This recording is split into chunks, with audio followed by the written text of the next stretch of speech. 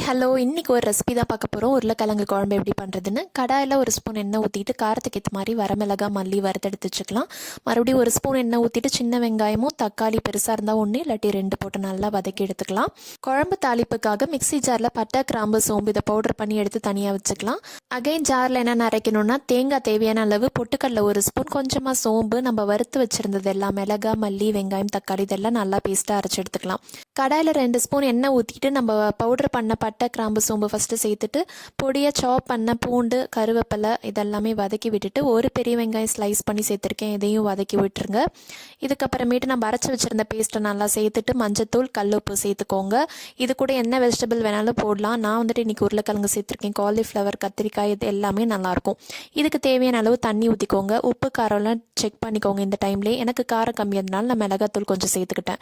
இது ஒரு 10 நிமிஷம் நல்லா கொதிச்சு வரட்டும். மூடி வச்சிடலாம். நல்லா கொதிச்சு எண்ணெய்லாம் பிரிஞ்சு வந்துருச்சு. இந்த டைம் ரெடி ஆயிடுச்சுன்னு அர்த்தம். கொத்தமல்லி தூவிட்ட குழம்பு ரெடி. இந்த ரெசிபி ட்ரை பண்ணிவிட்டு எப்படி இருந்துச்சுன்னு சொல்லுங்கள். நாளைக்கு வீடியோவில் சந்திக்கலாம்.